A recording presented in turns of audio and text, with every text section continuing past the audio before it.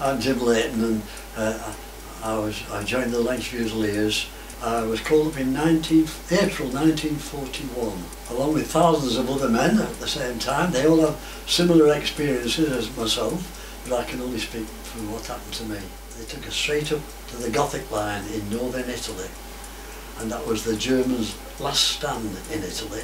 It was the last strong point, and that was where we did our first infantry operation. We had orders, the officer in charge of us had orders to take a farmhouse which was occupied by German troops.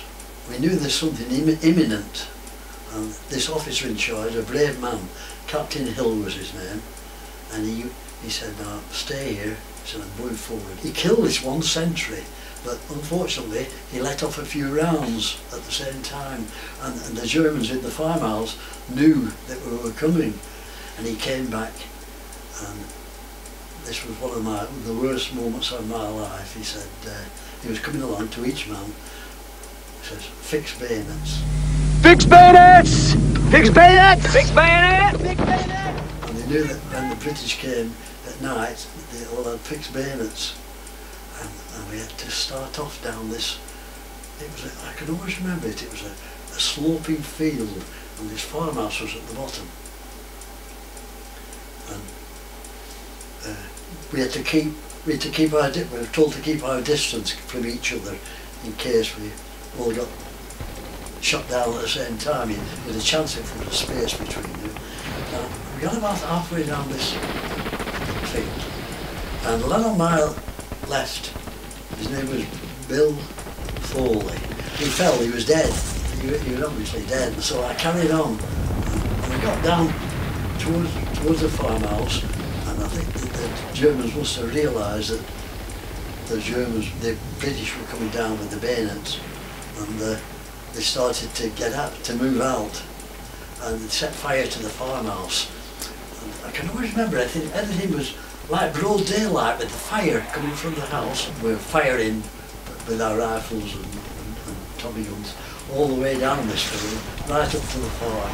And by then they were beginning to go out, to move out, the Germans. But some prisoners were taken, and quite a few killed as well.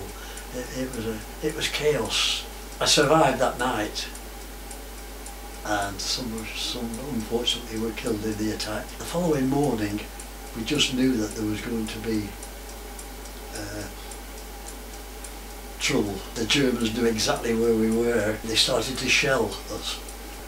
We started to dig in because we knew the Germans were going to start shelling us, and sure enough they did. We ducked down into this shallow trench that we managed to dig, so we survived it.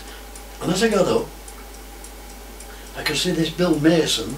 He had his back to a haystack, and the haystack was beginning to burn, and it was toppling over.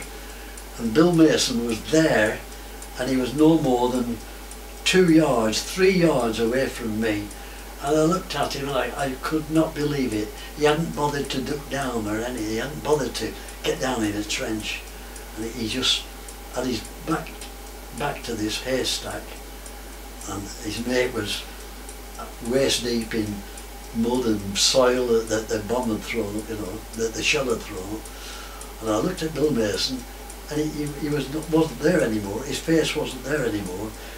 He was split wide open, and it was all hanging down the front of his face, what had been his face. And he was dead, and he still had a cigarette in his fingers.